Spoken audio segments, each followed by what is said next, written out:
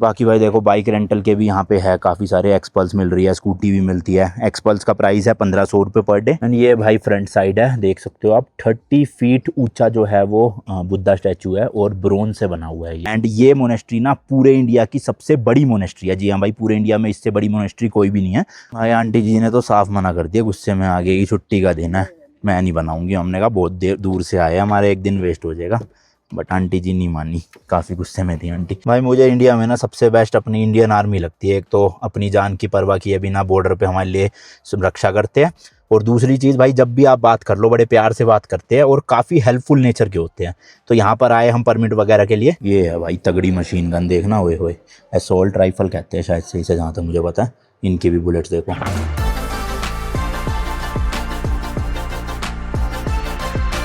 अपने होटल की बालकनी से व्यू देखो भाई, क्या मस्त आ रहा है। सामने पहाड़ी पहाड़, और बादल देखना कितने घने बादल हैं, कुछ कुछ काले बादल है, कुछ वाइट है, तो बारिश लग तो नहीं रही आएगी। साथ साथ भाई धूप भी प्रॉपर हो रही है, तो सही है। ये अपना होटल था, अंदर जाके रूम है। पार्किंग भी अच्छी खासी है होटल की, उस तरफ हमने गाड़ी लगा रखी है अपनी, वो खड़ी है भाई 3 वाइट गाड़ियों के बीच में एक ब्लैक माफिया। बाकी एक और नया दिन, एक और नई जर्नी। मैं हूं अभी अरुणाचल प्रदेश के एक खूबसूरत शहर तवांग में, एंड आप देख रहे हो भाई north east India road trip का एक और नया एपिसोड। इस ट्रिप पे भाई मैं अपनी स्कॉर्पियन को लेके निकला हुआ हूँ नॉर्थ ईस्ट की 8 स्टेट कवर करने, अराउंड 45 से 50 दिनों के लिए बाय रोड पूरा, जिसमें से अरुणाचल प्रदेश हमारी तीसरी स्टेट है। जो सेकंड स्टेट थी ना अपनी असम, वो अभी हमने प्रॉपर एक्सप्लोर नहीं करी, वो हम वापसी के टाइम पे करेंगे। जैसे काजीरंगा हो गया, या गुवाहाटी में 1-2 जगह घूमनी है, अभी हम वो थोड़ा सा बस ट्रांजिट में ही स्किप करके सीधा अरुणाचल प्रदेश आ गए। और आज के इस व्लॉग में हम एक तो तवांग सिटी को एक्सप्लोर करेंगे। यहाँ पे तवांग मोनेस्ट्री है, 400 साल पुरानी मोनेस्ट्री है वो, वहाँ पे जाएंगे। ओल्ड टाउन है, वहाँ पे मार्केट है, वहाँ से मुझे एक जैकेट लेनी है, क्योंकि कल हम जाने वाले हैं भाई इंडिया तिब्बत बॉर्डर पे, जहाँ पे काफ़ी ठंड होगी, तो इसलिए एक जैकेट या एक स्वेटर टाइप का कुछ मिल जाए तो बहुत बढ़िया हो जाएगा सीन। और इसके अलावा हमें जाना है डीसी ऑफिस में भी, जहाँ पर हमें परमिट बनवाना है बुमला पास के लिए, तो उसका भी क्या प्रोसेस है वो भी सारा आपको आज के ब्लॉग में बताऊंगा।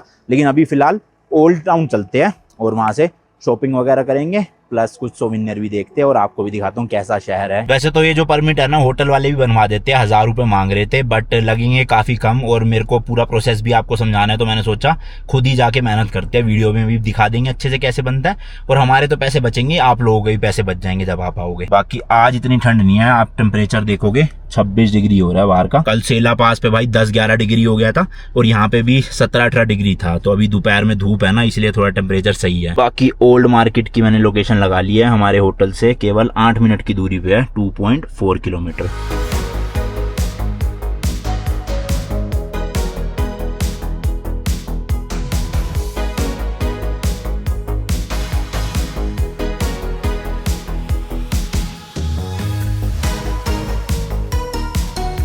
तो भाई ये हम पहुंच गए हैं तवांग के ओल्ड टाउन। यहाँ पे ना 2 मार्केट है, एक है ओल्ड मार्केट, एक है न्यू मार्केट। तो हम ये अभी ओल्ड मार्केट में आए हैं, ज़्यादा बेटर ये है।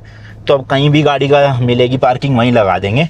ये 600-700 मीटर की पूरी मार्केट है, वॉकिंग ऐसे कवर कर लेंगे। और फोटोकॉपी की शॉप ढूंढनी है, क्योंकि जो परमिट बनना है बुमला पास के लिए ना, उसके लिए फोटोकॉपी करवानी है। तो देखते हैं आसपास कहाँ मिल जाएगी, सीधा दुकान के बाहर ही लगा देंगे गाड़ी फिर। वैसे तो देखो टूर एंड ट्रैवल के काफ़ी सारी दुकानें यहाँ पे बनी हुई है, ये सब बनवा देते हैं परमिट, बट वो ये भाई जैसे कि उन्होंने बताया 1000 रुपये पर पर्सन बोला था, 2 लोगों के, दोनों के 1000 रुपये बता रहे थे वो, और वैसे लगेंगे भाई 100-200 रुपये दोनों के, तो पैसे तो बचेंगे ही, प्लस हमें भी नॉलेज मिल जाएगी। यहाँ लगा देते हैं इस वाली वैगनार के पीछे, ये पार्किंग ही बनी हुई है, येलो कलर की मार्किंग है यहाँ सारी। जी यहाँ मिल गई है गाड़ी की पार्किंग, साइड में बिल्कुल दबा के, रोड भी ब्लॉक नहीं हो रही, और जहाँ पार्किंग मिली उसके जस्ट सामने ही दुकान है फोटोकॉपी की, बढ़िया। अच्छा अरुणाचल ना आपको एक परमिट होता है ILP करके, इनर लाइन परमिट, वो तो बनवाना ही पड़ता है। जब आप असम से अरुणाचल एंटर करोगे तो वहाँ बॉर्डर पे बन जाता है 200 रुपये पर पर्सन में, या फिर आप ऑनलाइन भी बनवा सकते हो। लेकिन जो बुमला पास है ना इंडिया तिब्बत का बॉर्डर, उसके लिए एक और अलग से परमिट बनवाना पड़ता है, तो वो परमिट हमें यहाँ बनवाना है। ILP के बिना तो हम एंटर ही नहीं कर सकते थे खैर यहाँ पे। तो ये शॉप है भाई, जेरोक्स लिखा है, तो ये देखो ये हमारा ILP परमिट जो बॉर्डर पे बनवाया था। आपका ही वीडियो देख रहा था मैं अभी जस्ट। अच्छा जी क्या इत्तेफाक है, आज वाला देख रहे थे? आज वाला ही देख रहा था। सही है, वो एक्सीडेंट वाला यार। हाँ देख लो भाई, वीडियो देखते देखते अचानक से। आपकी शॉप है? नहीं मेरी नहीं है, किसी और की। अच्छा शरद कहाँ गया? आपका ही देख रहा था। सही है। तो दो फोटोकॉपी हमें ILP की करवानी है, 2 आधार कार्ड मेरा आधार कार्ड भी, सोहन का भी, 2 ड्राइविंग लाइसेंस, मैं गाड़ी चलाने वाला हूँ तो मेरा ड्राइविंग लाइसेंस, और 2 कॉपी आरसी की भी गाड़ी की। तो बस ये सब कुछ चाहिए। इसके बाद ये डॉक्यूमेंट लेके जाना है हमें डीसी ऑफिस, यहाँ पे जो पास में ही है 700-800 मीटर पे, और वहाँ से परमिट बनेगा। तो ये भैया बता रहे हैं कि यहाँ से 2 घंटे की ड्राइव पे ना एक जगह है जिसका नाम है होली वाटर। ये वीडियो मैं लगा दूंगा, भैया ने ली थी अभी थोड़े दिन पहले। तो इस वाटरफॉल से 108 जगह से पानी गिरता है ऐसे पतली पतली धारा के उसमें। तो देखते हैं भाई, आज तो टाइम नहीं मिल पाएगा, कल बुमला पास क्योंकि हम जल्दी जाएंगे तो फिर उसके बाद शायद दोपहर और शाम बची होगी। तो बुमला के जैसे हम यहाँ से बुमला जाएंगे तो उसके बीच से ही रास्ता कटेगा ना कहीं? वहाँ से मतलब कि 2 घंटा का आपका ड्राइव है। अच्छा ठीक है, तो देखते हैं, कल का ही प्लान बनाएंगे बुमला के आने के बाद, और नहीं मिलता तो फिर एक दिन एक्सटेंड का सोचेंगे, अभी कंफर्म कुछ नहीं है। ठीक है भैया, चलो फोटोकॉपी हो जाए, निकलते हैं। फोटोकॉपी का काम हो गया, बट भाई एक और चीज़ पता चली है, आज संडे होने की वजह से डीसी ऑफिस बंद होगा। बट वो कह रहे हैं जो डीसी ऑफिस में मैम बैठती है जो बनाती है परमिट, वो उनका घर है यहाँ पे धर्मा कैफ़े के सामने, वाइन शॉप के वहाँ, तो वो घर से भी बना देते हैं। मैंने कहा चलो ठीक है, फिर घर चलते हैं और घर से ही बनवा लेते हैं, क्योंकि आज का दिन अगर वेस्ट हो गया तो दिक्कत हो जाएगी। असल में होता क्या है ना, जैसे आज मैं बनवाऊँगा तो मुझे मिलेगा परमिट कल, तो अगर मैं आज नहीं बनवा पाया और कल बनवाया तो मुझे परसों जाना पड़ेगा बुमला पास, जिसकी वजह से एक दिन पूरा वेस्ट हो जाएगा। तो कोशिश करेंगे आज ही बन जाए। बाकी भाई देखो, बाइक रेंटल के भी यहाँ पे है काफ़ी सारे, एक्सपल्स मिल रही है, स्कूटी भी मिलती है। एक्सपल्स का प्राइस है 1500 रुपये पर डे, स्कूटी का है 1000 रुपये। पर स्कूटी तो क्या ही ले जाओगे भाई, चढ़ेगी नहीं आधी जगहों पर, तो आप एक्सपल्स ले सकते हो, या हिमालयन भी मिल रही होगी शायद से। एक्सपल्स नई नई सी दिख रही है सारी ना यहाँ, 1500 रुपये पर डे के हिसाब से। तो अगर आप बुमला पास जाना चाहते हो तो यहाँ से बाइक रेंट पे लेके बुमला पास जा सकते हो अगर अपनी गाड़ी से नहीं आ रहे। वरना यहाँ से टैक्सी चलती है, 5500 रुपये लेते हैं टैक्सी वाले, उसमें शायद 5 या 6 लोग बैठ सकते हैं, और वो आपको लेकर जाएंगे। टैक्सी वाले ही आपका परमिट भी बनवाएंगे, सब कुछ वही करके देंगे। बट क्योंकि हमारे पास अपनी गाड़ी है, हम अपनी गाड़ी से ही जाएंगे भाई। पहले ना, आज से 1-1.5 साल पहले बड़ी दिक्कत थी यहाँ पे अपनी गाड़ी ले जाने में, जो यहाँ की टैक्सी यूनियन थी ना, वो ले जाने नहीं देते थे पर्सनल गाड़ियों को। बट अब शायद से सॉर्टेड हो चुका है ये सब कुछ, तो इसलिए हम अपनी गाड़ी आराम से ले जा पाएंगे। बाकी ये है भाई पूरी मार्केट, थोड़ी सी नीचे भी है और थोड़ी सी ऊपर भी है। पहले नीचे वाला चक्कर मारे आते हैं और देखते हैं कोई जैकेट वगैरह, हाँ देख ली वहाँ, पहले नीचे चलते हैं ना, एक बार पूरा चक्कर मार लेते हैं जहाँ अच्छी सी कोई मिल रही होगी। एक ही लेनी है भाई, क्योंकि सिर्फ कल पहननी है। उसके बाद तो जितने भी स्टेट या जितनी भी सिटी जाने वाली है सब जगह गर्मी ही मिलेगी, तो वो जैकेट ऐसी ही पड़ी रहेगी। सिर्फ एक दिन कल बुमला पास की दिक्कत है, आज भी ज़रूरत नहीं पड़ेगी। मुझे लगा आज भी ठंड होएगी, बट आज नहीं है ठंड भाई, हाफ स्लीव में ही काम चल रहा है अपना। लेकिन बुमला पास में पक्का ठंड होएगी, क्योंकि अराउंड 14,000 फीट की हाइट पे है बुमला पास, और ये जो है तवांग ये है 10,000 फीट की हाइट पे। तो कल हम 4,000 फीट की एलिवेशन पे जाने वाले हैं। मार्केट में भी देखो आपको ना होटल, लॉज, रेस्टोरेंट वगैरह मिल जाएंगे, बट यहाँ थोड़ी पार्किंग का इशू रहता है, क्योंकि होटलों के अंदर पार्किंग है नहीं, रोड पे थोड़ा सा फिर रिस्की में मामला होता है। तो इसलिए मैंने होटल जो है वो थोड़ा दूर लिया था, अराउंड 2 किलोमीटर दूर है, बट वहाँ पे क्या है पार्किंग थी। और यहाँ होटल भी महंगे हैं थोड़े से, 2,000, 2,500, 3,000 तक के। वहाँ पे मुझे 1500 रुपये में मिल गया था, जो मैंने सुबह दिखाया। देखो ये एरी जूतों वूतों की दुकान, बैग्स वगैरह भी मिल रहे हैं। यहाँ भी ये एरी जैकेट्स। चक्कर मार लेते हैं पूरा भाई, फिर देखते हैं कहाँ से लेनी है। एंड भाई फोटोकॉपी के टोटल 90 रुपये बने, अराउंड 10 पेज थे। बट जो अपने वो सब्सक्राइबर भाई थे उन्होंने पैसे देने ही नहीं दिए। मैंने तो खूब बोला, बट वो कह रहे नहीं देने। तो वैसे देखा जाए तो फोटोकॉपी महंगी है, अराउंड 8 रुपये या 10 रुपये पेज पड़ गई ब्लैक एंड वाइट की। तो ये हम एंड तक आ चुके हैं भाई, मतलब यहाँ पे मार्केट खत्म हो गई है। यहाँ पे भी होटल है, देखो इस होटल में पार्किंग मिल जाएगी आपको अंदर ही। बट ये भी भाई वही 2500-3000 के रूम है। तो अब यहाँ से वापस से भाई शुरू करते हैं मार्केट की जर्नी, एंड तक पूरा देखते हैं। देखो पूरा कंस्ट्रक्शन वगैरह का ना काम यहाँ चल रहा है, क्योंकि टूरिज्म बढ़ रहा है, तो लोग नए नए होटल वगैरह मार्केट में खोल रहे हैं। तो आज से आप 2-3 साल बाद अगर आओगे ना तवांग वगैरह, आपको यहाँ पे प्रॉपर फैसिलिटीज़ मिल जाएगी। अभी भी है फैसिलिटी, बट 2-2.5 साल बाद बहुत ज़्यादा बढ़िया हो जाएगा। होटल्स भी बढ़ जाएंगे, साथ साथ में कैफ़े, रेस्टोरेंट्स भी बढ़ जाएंगे।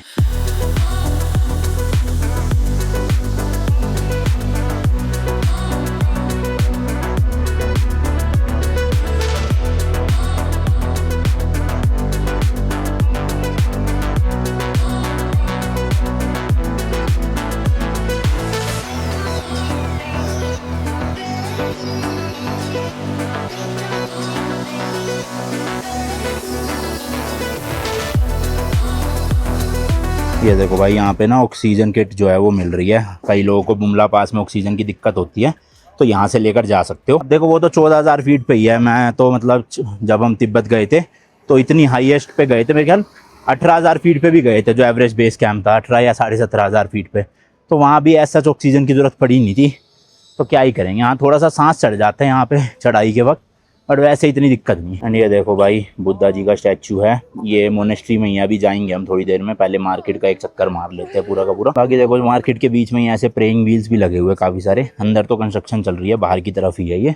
और इधर देखोगे ये भी एक टेम्पल है या मोनेस्ट्री है, पता नहीं, टेम्पल ही लग रहा है हमें तो यहाँ देखो ना रंग बिरंगी काफ़ी दीवारें यूज़ करी जाती है। एंड यहाँ देखोगे ना ज़्यादातर मार्केट में या कोई भी सिटी शुरू होती है तो इस तरह के गेट आते हैं, देखो ट्रेडिशनल टाइप के बने हुए। और मार्केट बड़ी है, मुझे लगा छोटी सी होगी, बट वो देखो आगे तक चलती जा रही है मार्केट, तो अच्छा खासा इंतजाम है यहाँ पे पूरा। ये देखो यहाँ की ट्रेडिशनल ड्रेसेस भी मिल रही है, ये भी आप शायद खरीद के या फिर मेरे ख्याल रेंट पे लेके जो है वो घूम सकते हो आसपास। अच्छा भाई थोड़ा सा ना अरुणाचल प्रदेश के बारे में बात कर लेते हैं। यहाँ की लोकल लैंग्वेज में अरुणाचल प्रदेश का मतलब होता है द लैंड ऑफ डोनलिट माउंटेन्स, मतलब कि भाई यहाँ पे ही, मतलब इंडिया के जितने भी स्टेट्स हैं उन सबसे पहले जो सनराइज होता है ना वो अरुणाचल प्रदेश में ही होता है, क्योंकि ये जो है वो ईस्टर्न मोस्ट स्टेट है पूरे इंडिया की। और यहाँ पे एक विलेज है डोंग विलेज के नाम से, वहाँ पर एक्चुअल में सबसे पहले जो है वो सनराइज होता है। तो देखते हैं, अगर ज़्यादा दूर नहीं हुआ तो जाएंगे शायद वहाँ पे, और दूर हुआ तो फिर छुट्टी, क्या करें। अरुणाचल प्रदेश के टोटल एरिया की बात करें तो अराउंड 83,000 स्क्वायर किलोमीटर में फैला हुआ है, जिसकी वजह से ये पूरे इंडिया का 14th लार्जेस्ट स्टेट बन जाती है। और हम ये जो पूरे नॉर्थ ईस्ट की 8 स्टेट के टूर में है ना, इन 8 स्टेट में सबसे बड़ी स्टेट जो है वो अरुणाचल प्रदेश ही है, इसलिए हमें सबसे ज़्यादा टाइम भी अरुणाचल में ही लग रहा है। बाकी स्टेट में हम जल्दी जल्दी कवर कर लेंगे सब कुछ, बट यहाँ पे गाड़ी ज़्यादा चलानी है थोड़ी। पॉपुलेशन की बात करें तो पूरे अरुणाचल प्रदेश में अराउंड 1.3 मिलियन लोग रहते हैं, यानी कि 13 लाख के आसपास। जैकेट भाई एक तो ये वाली समझ आ रही है थोड़ी सी, इसमें क्या है पीछे कैप भी है तो है भी मोटी, कल का काम चल जाएगा अपना एक दिन के लिए। और ये भी कलर पसंद आ रहा है, ये बट एक्सेल में है तो डबल एक्सेल पहनी हुई है, ये तो सही आ रही है। एक्सेल और चेक कर लेता हूँ आती है कि नहीं आती, अगर आ गई तो यही वाली लूँगा, वरना ये ले लेंगे, डबल एक्सेल ही आएगी। वैसे तो मैंने शर्ट भी मोटी पहनी है थोड़ी, बट ये फिर भी टाइट है, वही लेते हैं भाई, डबल एक्सेल वाली सही है। कितना करोगे आंटी जी? चलो जी चलो ले लिया है। सोहन कह रहा है अभी जहाँ गाड़ी खड़ी करी थी वहाँ इसने देखी थी कोई, तो ये वहाँ से लेगा। बाकी अरुणाचल प्रदेश की कैपिटल सिटी है ईटानगर, और अगर आप मैप पे देखोगे ना तो भाई अरुणाचल प्रदेश इंटरनेशनली 3 कंट्रीज के साथ बॉर्डर शेयर करता है। पहला है भूटान, दूसरा है तिब्बत और तीसरा है म्यांमार। और इंटरनली यानी कि इंडिया के उसमें देखें तो असम एंड नागालैंड के साथ बॉर्डर शेयर करता है। हम असम वाले रूट से आए और वैसे नागालैंड से भी आप एंट्री एग्जिट ले सकते हो। अच्छा पूरे अरुणाचल में ना भाई 26 मेन ट्राइब्स और काफी सारी ना सब ट्राइब्स भी जो है वो एग्जिस्ट करती है, और मोर देन 50 डायलेक्ट जो है वो यहाँ पे यूज किए जाते हैं। बाकी जहाँ पर अभी हम हैं तवांग सिटी में, यहाँ पर टोटल 50,000 लोग रहते हैं। और तवांग फेमस है यहाँ की मोनेस्ट्री के लिए, क्योंकि ये मोनेस्ट्री है भाई 400 साल पुरानी। जी हाँ भाई 400 साल। और भी काफी इंटरेस्टिंग फैक्ट्स है मोनेस्ट्री के बारे में। तो अभी पहले यहाँ पे पास में ही एक बुद्धा स्टैचू है जो मैंने आपको नीचे से दिखाया था, अपनी गाड़ी में चलते हैं वहाँ तक, फिर वहाँ से जाएंगे मोनेस्ट्री और फिर जाएंगे उनके घर पे 3 बजे के बाद बनवाने के लिए, क्योंकि उन्होंने बोला कि 3 बजे के बाद जाना, 3 बजे से पहले मत जाना। तो चलो हमने डॉक्यूमेंट्स तो रेडी कर ही लिए, मोनेस्ट्री वगैरह घूम के सीधा परमिट के लिए जाएंगे। व्यू देखो भाई क्या खूबसूरत आ रहा है इस टाइम पे, क्लियर आसमान है ना तो मस्त दिख रहा है सब कुछ। वैसे अरुणाचल आने का जो सीज़न है ना वो है भाई अप्रैल मई से लेके अक्टूबर नवंबर के बीच में। तो हम आए तो सीजन के टाइम पे है, बट बारिशों वाले टाइम पे आए हैं। सबसे ज़्यादा जो भीड़ यहाँ होती है ना वो होती है मेरे ख्याल से मई जून या जुलाई के भी स्टार्टिंग में, क्योंकि उसके बाद से फिर बारिश होना शुरू हो जाती है। तो इस टाइम पे टूरिस्ट थोड़ा कम दिख रहा है हमें, पर आप मई जून में होगे तो भाई बहुत भीड़ मिलेगी। और अक्टूबर में भी बहुत भीड़ मिलती है, शायद से उस टाइम पे स्नोफॉल का सीज़न हो जाता है शुरू। अभी फिलहाल हम एक जगह ढूंढ रहे हैं जिसका नाम है नेहरू मार्केट, वहाँ पे मिलेगी भाई लैफिंग या लाफिंग जो भी बोलते हैं। गाड़ी तो ये खड़ी अपनी, पर नीचे है, रख दो ये गाड़ी में, क्योंकि भाई नॉर्थ ईस्ट आए और जगह जगह पे मोमोज या फिर लाफिंग ट्राई नहीं करे तो फिर मज़ा नहीं आएगा ना। पता नहीं लाफिंग बोलते हैं लैफिंग बोलते हैं, तो जो भी है भाई अपने दिल्ली में भी मिलता है मजनू के टीला पे, बट यहाँ पे आके खाने का तो अलग ही मज़ा है ना, क्योंकि तिब्बतन डिश है वो एक। तो ये अपने छोटे भाई साहब मिले, ये दिखा के ला रहे हैं हमें। क्या नाम है आपका? ताशी। और नेहरू मार्केट भाई वही थी जहाँ से हमने फोटो कॉपी करवाई ना, वो पूरी नेहरू मार्केट ही है, और उससे थोड़ा सा नीचे जाके मिलेगी लैफिंग। अच्छा लैफिंग बोलते हैं लाफिंग बोलते हैं? लाफिंग ना, लाफिंग ही बोलते हैं भाई, मेरे को लग ही रहा था लाफिंग। खुला है बंद है? हैं बंद है? कहाँ यहाँ पे बैठते हैं? तो भाई यहाँ पे आएंगे अभी 1-1.5 घंटे बाद। 1-1.5 घंटे में खुल जाएगा पक्का? पूछ ले वहाँ एक बार। हम फिर इतने मोनेस्ट्री हो जाएंगे आके खा लेंगे। तो ये शायद ऊपर ही रहते हैं जो लाफिंग बनाते हैं ना, वो उनसे पूछने गया वो बच्चा कितनी देर में शुरू करेंगे, नीचे ही ठेका भी है। तो देखते हैं भाई जब खुलेगा तब आ जाएंगे। कल भी है वैसे तो, हम कल खा के जाएंगे, मतलब आज भी खाऊंगा कल भी खाऊंगा। तो जी लाफिंग वाले भैया तो 1 घंटे बाद आएंगे। अभी हम एक कैफ़े में आ गए हैं, कैफ़े या रेस्टोरेंट। यहाँ पे ले रहे एक वेज पिज़्ज़ा और वेज मोमोज, फिर उसके बाद चलेंगे वो बुद्धा स्टैचू जो है। पिज़्ज़ा तो था नहीं इनके पास, इसलिए वेज मोमोज और साथ में मंचूरियन वाले क्या मशरूम मंगवा लिया, और साथ में आ गई अलग अलग तरह की चटनी। चलो जी अब यहाँ से चलते हैं जाइंट बुद्धा, 1.2 किलोमीटर है।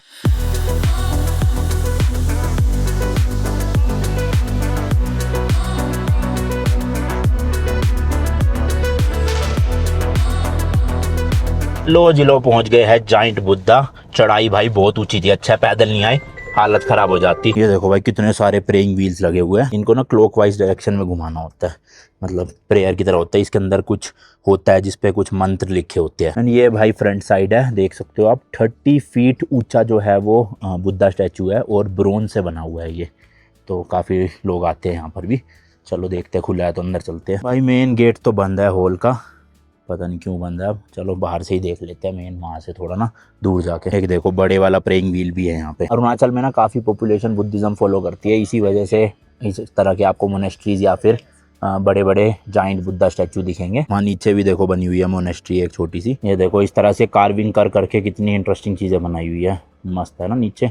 तो ये पार्ट पहले यहाँ से पूरा, फिर ऊपर। एंड यहाँ से देखो भाई सिटी का भी व्यू दिखता है पूरा मस्त, दूर दूर तक घर दिख रहे हैं एकदम बढ़िया। एंड देखो यहाँ से तवांग मोनेस्ट्री भी दिख रही है, कितनी बड़ी मोनेस्ट्री है। तो अभी वहीं जाना है हमें यहाँ से ना, यहाँ से तवांग मोनेस्ट्री है 3.2 किलोमीटर भाई साहब, 9 मिनट का रास्ता। चलो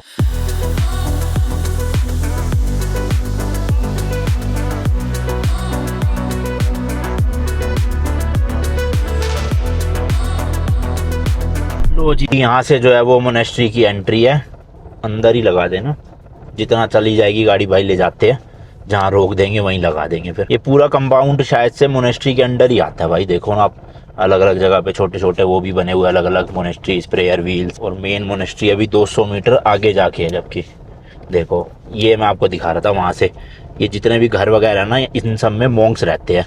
पूरी डिटेल तो अभी अंदर जाके बताऊंगा आपको, पहले एंट्री ले लेते हैं भाई। यहाँ तो रास्ता बड़ा पतला सा आ गया, मुझे लग रहा है पीछे ही होएगी एंट्रेंस, ये तो पैदल जाने वालों के लिए है।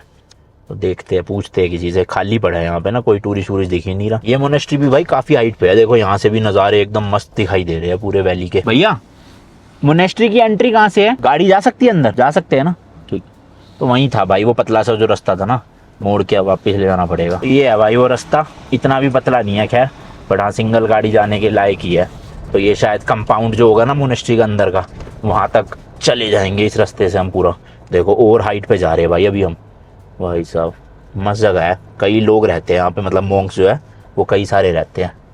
ये है गेट, ओके। चलो भाई यहाँ पे गाड़ी कर देते हैं अपनी पार्क और चलते हैं अंदर। यहाँ लगा दिया जी अपनी गाड़ी, और ये है मोनेस्ट्री की एंट्रेंस। यहाँ से जैसे कि मैंने बताया था वही रंग बिरंगे से गेट्स और अलग अलग तरह की जो है वो इस तरह से चिनाई करके बनाया होता है। और ये छोटी मोनेस्ट्री नहीं है भाई, एक्चुअल में बहुत बड़ी मोनेस्ट्री है। मतलब यहाँ से एंट्री करके पूरा कंपाउंड आपको दिखाऊंगा मैं घुसते ही। देखो पहले तो म्यूजियम है यहाँ पर, एक 20 रुपये टिकट है भाई, और अंदर वीडियो बनाना अलाउड। बाकी यहाँ देखोगे तो ये मेन कंपाउंड आप देख सकते हो एक तरह से, वो शायद से प्रेइंग एरिया यहाँ का, और ये सारे अलग अलग एरियाज है। तो एक्सप्लोर करते हैं चलो।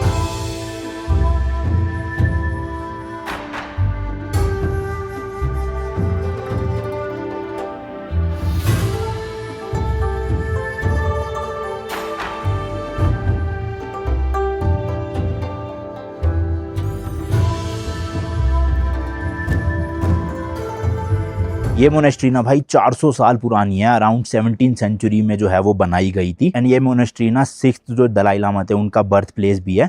एंड भाई ये बहुत बड़ी मोनेस्ट्री है, मतलब यहाँ पे अलग अलग चीज़ें हैं, जैसे कि म्यूजियम है, यहाँ पे प्रेइंग एरिया है, स्कूल है, फिर रहने के लिए घर है, क्योंकि इस पूरी मोनेस्ट्री में ना 300 से भी ज़्यादा लोग रहते हैं, और यहीं पे उनका खाना, रहना, पढ़ना सब कुछ होता है भाई। एंड ये मोनेस्ट्री ना पूरे इंडिया की सबसे बड़ी मोनेस्ट्री है। जी हाँ भाई, पूरे इंडिया में इससे बड़ी मोनेस्ट्री कोई भी नहीं है, और पूरे वर्ल्ड की सेकंड लार्जेस्ट मोनेस्ट्री है, क्योंकि जो फर्स्ट नंबर पे सबसे बड़ी मोनेस्ट्री है वो है पोटाला पैलेस, जो कि के तिब्बत में था। जब हम लास्ट ईयर गए थे तो आपको मैंने वहाँ का टूर दिया था पूरा। तो वो सबसे बड़ी मोनेस्ट्री है पूरे वर्ल्ड की। फिर सेकंड नंबर पे ये आती है, जो कि क्या है, तवांग मोनेस्ट्री। और ये मोनेस्ट्री ना ऐसे हिल टॉप पे है, इसलिए आपको यहाँ से पूरे तवांग वैली का अच्छा खासा व्यू दिखेगा। ये देखो सारे घर ही घर भाई, क्या मस्त नज़ारे हैं। एंड ये जितने भी आप येलो छत वाली बिल्डिंग्स देख रहे हो, ये सारे घर है, मतलब इन्हीं में जो है वो सारे मॉन्क्स रहते हैं या फिर जो भी बच्चे यहाँ पे पढ़ रहे हैं, अराउंड 200 से भी ज़्यादा बच्चे हैं यहाँ पे जो यहाँ के स्कूल में पढ़ते हैं, तो वो सब इन्हीं घरों में रहते हैं। एंड ये है भाई वो स्कूल जहाँ पे बच्चे पढ़ाई करते हैं। अभी मैंने बात करी 1-2 लोगों से, तो उन्होंने बताया सुबह 8 बजे से दोपहर के 1 बजे तक जो है वो स्कूल की टाइमिंग है। 8 बजे से पहले प्रेयर वगैरह भी करते हैं। एंड यहाँ पे ना 8th क्लास तक ये कुछ बता रहे हैं और उसके बाद कुछ अलग सिस्टम होता है, तो इतना तो डिटेल में पता नहीं चला, बट स्कूल यहीं पे है और ये पूरा ना भाई फ्री ऑफ कॉस्ट होता है। जितने बच्चे यहाँ पे पढ़ रहे हैं उन सबके पेरेंट्स नीचे रहते हैं तवांग सिटी में, और बच्चों के लिए रहना खाना पढ़ाई सब कुछ फ्री है। बाकी भाई सफाई भी देखोगे ना एकदम साफ सुथरा है, कोई कूड़ा कचरा आपको नहीं दिखेगा। जगह जगह पे डस्टबिन भी रखे हुए हैं और नो टबैको जोन है, ये बोर्ड भी लगा हुआ है, आप देख सकते हो। बाकी स्कूल के बाहर इस तरह का फ्लैग है। एंड ये भाई देखो नाम है centre for Buddhist culture studies Tawang monastery school. And मैंने बात करी भाई इस स्कूल में कोई भी पढ़ सकता है, ज़रूरी नहीं है आपको मोंक ही बनना पड़ेगा।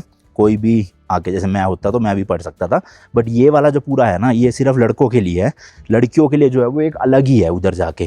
तो ये जो मैंने 300 से ज़्यादा लोग बताए वो सिर्फ लड़कों की पॉपुलेशन बताई है, लड़कियों का नहीं है इसमें इंक्लूडेड। तो ये स्कूल था, इसी के जस्ट साथ में ये प्रेइंग एरिया है, काफ़ी ज़्यादा हाइटेड बिल्डिंग है, देख सकते हो आप। इसकी एंट्रेंस सामने से है। अब वैसे अंदर तो भाई वीडियो बनाना अलाउड नहीं होगा, बट प्रेइंग एरिया के वहाँ पे ना 8 मीटर यानी कि अराउंड 24 फुट की बुद्धा जी का स्टैचू रखा हुआ है। तो चलो हम चल के अंदर प्रेयर करे आते हैं भाई, शूट तो नहीं कर पाएंगे फिलहाल। प्रेइंग एरिया के जस्ट सामने ये वाली जो आप बिल्डिंग देख रहे हो, इनके अंदर बेसिकली दिए जलाए जाते हैं सारे। एंड ये 2-3 बिल्डिंग्स अलग अलग और है, और ये शायद से ना यहाँ पे टी ऑफर कर रहे हैं। जहाँ अभी हम जॉइंट बुद्धा स्टैचू के वहाँ गए थे, वहाँ भी इस तरह की टी मिल रही थी, शायद से फ्री ऑफ कॉस्ट है, पता नहीं बाकी मुझे।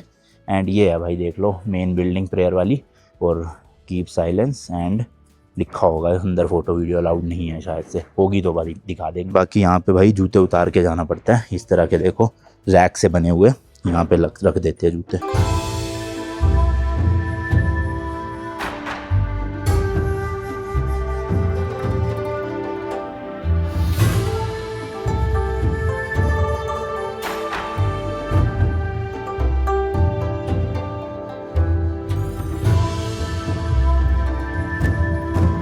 तो भाई अंदर मैंने परमिशन ले ली थी, उन्होंने कहा कि आप बना सकते हो वीडियो, तो मैंने बना ली। इसलिए जो हमने तिब्बत में 2-3 मोनेस्ट्रीज़ में गए थे ना, तो काइंड ऑफ सिमिलर ही था अंदर सब कुछ यहाँ पे ना, बट यहाँ पे शूट करना अलाउड था, कहीं भी ना बोर्ड लिखा हुआ था कि अलाउड नहीं है। और जो अंदर मॉन्क्स थे मैंने उनसे भी परमिशन ले ली, उन्होंने कहा बना लो। एंड नीचे आप देखोगे ना ऐसे बेंचेस टाइप के बने हुए थे, तो सुबह जब भी प्रेयर होती है, जब भी होती है पूरे दिन में, नॉर्मल हम जैसे लोग भी आके जो है वो प्रेयर अटेंड कर सकते हैं। ये देखो भाई इस तरह से अनाज की सफाई चल रही है, और यहीं कहीं पे कोई सी एक बिल्डिंग है जिसमें जितने भी मॉन्क्स यहाँ पे रहते हैं सबके लिए खाना बनता है पूरा। चलो जी अब यहाँ से चलते हैं उनके घर पे, जो मतलब डीसी ऑफिस में मैडम बैठती है।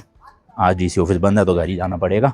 होपफुली वो बना दे आज किसी तरह से, क्योंकि वो बनाएंगी उसके बाद जो हमें डॉक्यूमेंट मिलेगा वो हमें ना वॉर मेमोरियल जो है यहाँ पे, वहाँ पे सबमिट करना पड़ता है, और फिर जो ब्रिगेडियर होते हैं उनका स्टैंप लगता है, तब जाके हमें कल मिलेगा सुबह। तो इसलिए आज ही बनना ज़रूरी है। अरे घेर दोगे चलो भाई चलो चलते हैं। तो ये है भाई देखो धर्मा कैफ़े, इसी के जस्ट सामने है वो ठेका जहाँ पे उनका घर है।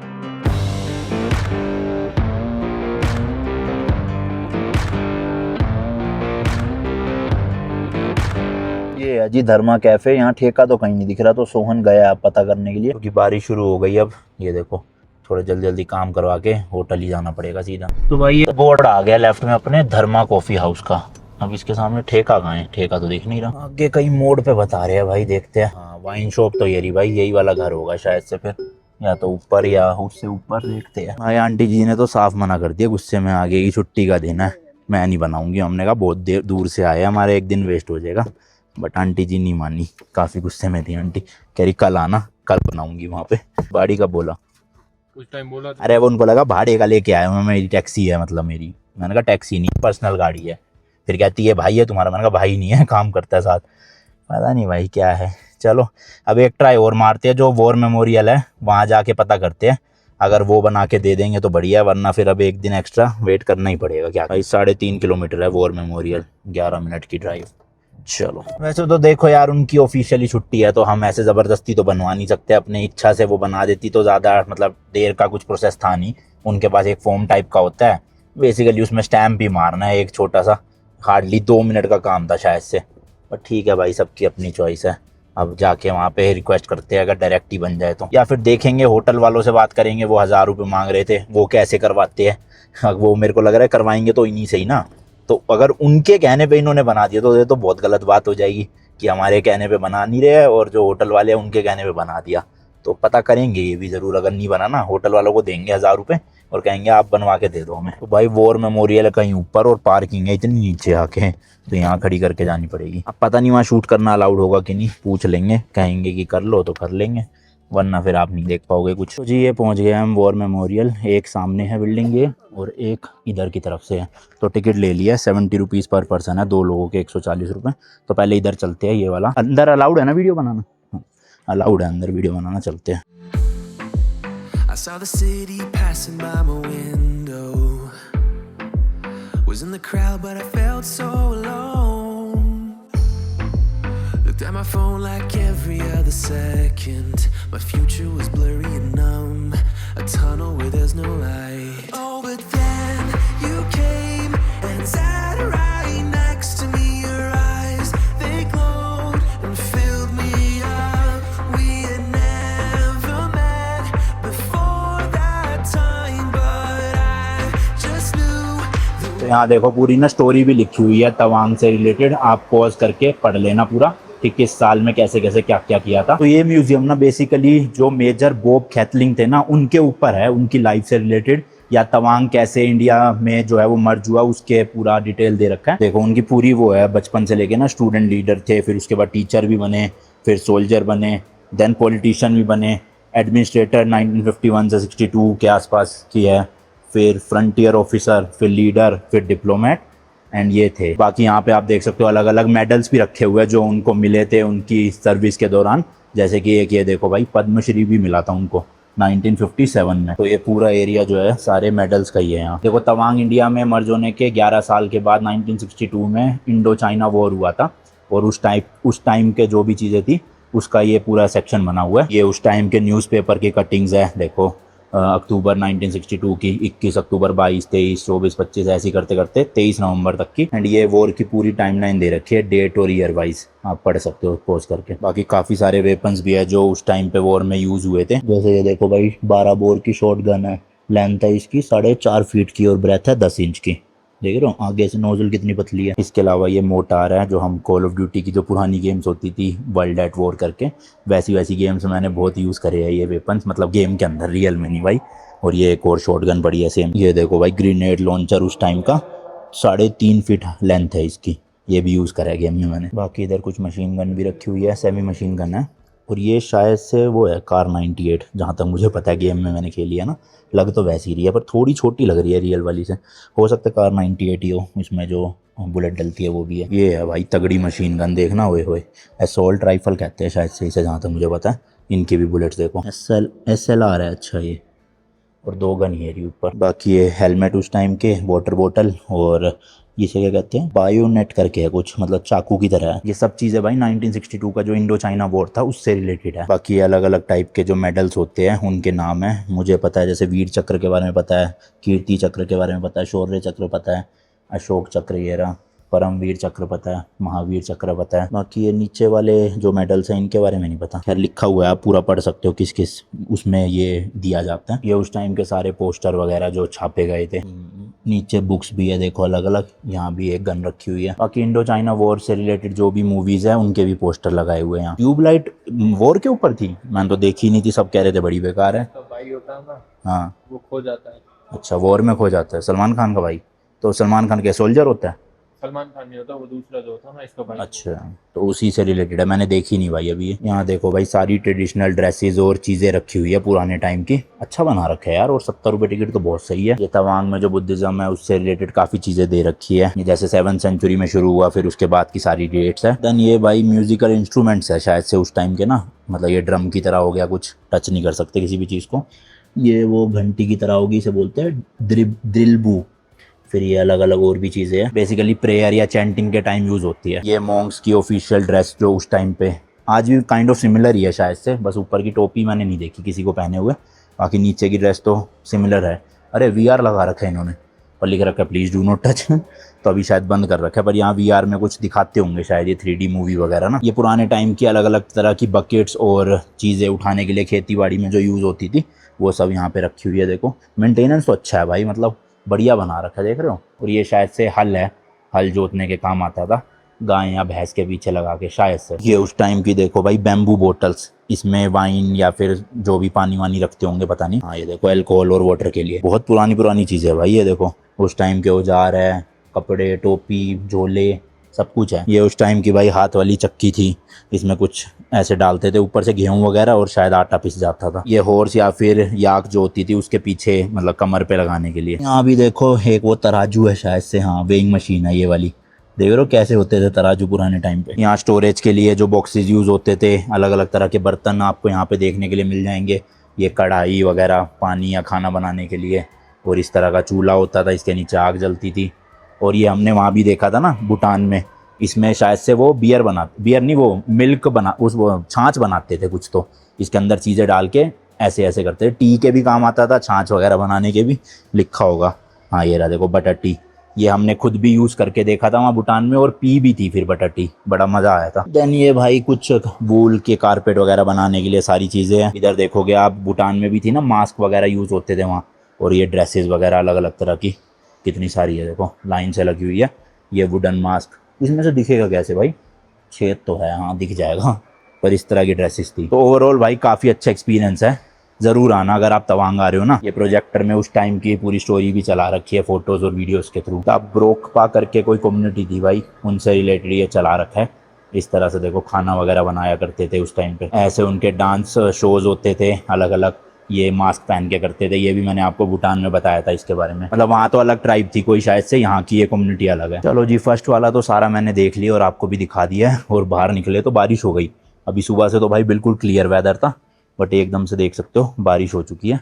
अब सामने जाना है, थोड़ा वेट करना पड़ेगा, यहीं पे बैठ जाते हैं, बेंच लग रहा है। बाकी म्यूजियम की टाइमिंग है सुबह 10 से शाम को 6 बजे तक, और मंडे को क्लोज रहता है, तो अच्छा हुआ भाई हम संडे के टाइम ही आए। बाकी यार ये जो सामने वाला आप देख रहे हो, यहाँ पे ना लाइट शो होता है 6 साढ़े 6 बजे शाम के, बट अभी तो 4:30 ही हुआ है, 2 घंटे वेट करना थोड़ा मुश्किल हो जाएगा, बारिश भी आ गई ऊपर से।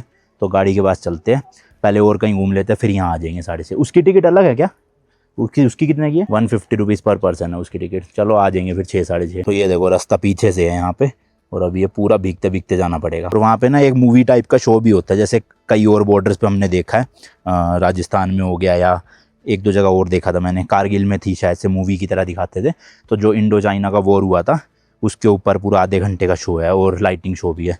तो देखते हैं 6 बजे आ जाएंगे। अभी फ़िलहाल मार्केट चलते हैं, लाफिंग वाले भैया बैठ चुके होंगे, वो खाएंगे। भाई मुझे इंडिया में ना सबसे बेस्ट अपनी इंडियन आर्मी लगती है। एक तो अपनी जान की परवाह किए बिना बॉर्डर पे हमारे लिए रक्षा करते हैं, और दूसरी चीज़ भाई जब भी आप बात कर लो बड़े प्यार से बात करते हैं, और काफ़ी हेल्पफुल नेचर के होते हैं। तो यहाँ पर आए हम परमिट वगैरह के लिए, अब हो गया परमिट का जुगाड़। यहाँ पे एक ऑफिसर थे, उन्होंने स्पेशली उन आंटी जी को फ़ोन लगाया कि आपने परमिट क्यों नहीं बनाया, ऐसे ऐसे करके। तो वो हमें यही कह रहे थे कि अरुणाचल प्रदेश की गवर्नमेंट कह रही है कि टूरिज़्म बढ़ा, और आप जैसे मतलब यूट्यूबर, मैंने उन्हें बताया कि मैं यूट्यूबर हूँ, तो वो कह रहे आप जैसे यूट्यूबर आ रहे हैं टूरिज़्म बढ़ाने, तो इस तरह से करते हैं ये लोग, समझ रहे हो आप। तो उनके अकॉर्डिंग संडे को भी परमिट बनते हैं। हमारे सामने भी 2-3 लोग आए जिनके परमिट बने हुए थे, तो हमारा ही नहीं बनाया गया।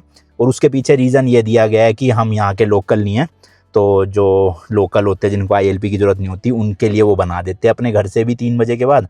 बट हम क्योंकि बाहर के हैं तो हमारे डॉक्यूमेंट्स वगैरह वेरीफाई करने होते हैं, इसलिए उन्होंने मना कर दिया। तो कर आगे किसी तरह जुगाड़ होके फाइनली जो है वो परमिट बन गया, और हमने यहाँ पे जमा करवा दिया। अब कल सुबह 6 बजे के बाद कभी भी हम आके परमिट उठा सकते हैं। हम आएंगे 7:30-8 बजे के आसपास, और फिर यहाँ से निकलेंगे बुमला पास। तो चलो एक दिन वेस्ट नहीं होगा, मज़े आ गए।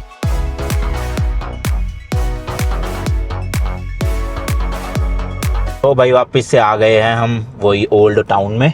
अब वो बारिश की वजह से लाफिंग वाले भैया चले ना गए हो, पोपट हो जाएगा वरना हमारा। ये है भाई साइड में होटल एलोरा। उस टाइम आए थे तब भी वो कह रहे थे 1 घंटे में लगाएंगे, और अब आए कह रहे अभी भी थोड़ी देर में लगाएंगे, पता नहीं क्या चक्कर है।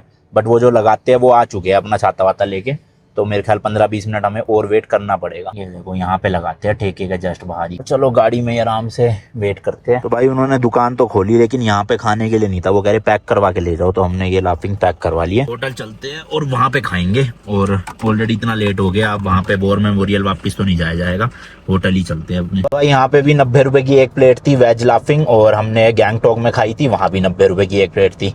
जबकि अपने दिल्ली में मजनू का टीले में तो सस्ती है, पर ये सोहन बता रहा है कि गुड़गांव में भी एक जगह मिलती है, वहाँ थोड़ी सी महंगी है शायद से, 110 रुपए की है वहाँ। तो वो तो होता ही है, खैर जिस स्टेट की डिश आप किसी और स्टेट में खाओ ना थोड़ा महंगा पड़ता है। जैसे जब मैं गुजरात गया था तो मैंने दाबेली इतनी खाई, वहाँ पे 10-10 15-15 रुपए की मिलती थी, और अपने गुड़गांव में मैंने एक बार खाई 80 रुपए की थी भाई, उतना ही सेम साइज़। तो इसलिए थोड़ा सा फ़र्क पड़ जाता है। भाई पूरे बादल बादल आ चुके हैं इस टाइम पे, और धुंध टाइप की हो गई है, दिखना बंद हो चुका है। तो इसलिए हमने सोचा कि होटल ही चलते हैं। अब अंधेरे के बाद ना थोड़ा सा मतलब ड्राइव करना सेफ़ नहीं है, और यहाँ अंधेरा भी ना भाई 6 बजे के आसपास हो जाता है पूरा, क्योंकि सूरज जल्दी निकल जाता है सुबह ना, पर रात के टाइम जल्दी अंधेरा होना शुरू हो जाता है अपने दिल्ली NCR से कंपैरिजन में। तो बस अब वही है, 5:45 हो गए हैं, 10-15 मिनट में गुप अंधेरा हो जाएगा, और यहाँ स्ट्रीट लाइट्स वगैरह भी इतनी ज़्यादा नहीं है, तो टाइम रहते अपना होटल पहुंच जाएंगे, सही है। और वैसे भी कल भाई सुबह थोड़ा जल्दी उठना पड़ेगा, अभी तो हमें आदत हुई पड़ी है 9-10 बजे उठ के 11-12 बजे निकलने की, बट कल हमें उठना पड़ेगा मिनिमम 7:30-8 बजे, ताकि हम 8:30 तक या 9 बजे तक मैक्स अपने होटल से निकल के, सबसे पहले तो वॉर मेमोरियल से हमें वो पिक करना है परमिट, देन वहाँ से फिर बुमला पास है 1.5 घंटे की ड्राइव। और ऐसा हमें पता चला है कि बुमला पास के रास्ते में, यानी कि यहाँ से कुछ 40-50 मिनट दूर एक चेक पोस्ट आता है, वो चेक पोस्ट 11 बजे से पहले पहले जो है वो एंट्री करनी पड़ती है वहाँ पे। जैसे नथुला पास के लिए हमसे मिस हो गया था ना, उसी तरह से सेम चीज़ है कि अगर आपने 11 बजे वो पास मतलब वो चेक पोस्ट क्लियर नहीं किया तो आपको फिर जाने नहीं देंगे आगे। तो इसलिए भाई कल किसी भी हालत में जल्दी निकलना पड़ेगा, वरना आज जो परमिट के लिए इतनी मेहनत हुई है ना वो सब वेस्ट चली जाएगी। और एक दिन हम एक्स्ट्रा रुक भी नहीं सकते, आइटनरी बिल्कुल कट टू कट है, इतने सारी जगह जाना है भाई, ऑलरेडी काफ़ी दिन हो चुके हैं क्योंकि, तो वही 45 से 50 दिन में पूरी ट्रिप को ख़त्म करके वापस पहुंचना है हमें अपने घर गुड़गांव। लो जी लो पहुंच गए अपने होटल, जिसका नाम है होटल चंबाला। पार्किंग अपनी अंदर ही है तो गाड़ी भी सेफ रहती है। वैसे तो खैर अरुणाचल में है नहीं है सच कुछ गाड़ी चोरी होने का या कुछ खतरा, तो सेफ ही है ओवरऑल देखा जाए तो ये देखो जी, हा टेस्टी टेस्टी लाफिंग, मजे आ गए। बाकी चलो यार इस वाले ब्लॉग के लिए इतना ही रखते हैं, कल का ब्लॉग मिस मत करना, बुमला पास जाएंगे, मस्त रास्ते और टॉप पे भी तगड़े तगड़े views. Till then good bye and as always तीखे रास्तों पे नहीं पड़ना फीका। बाय।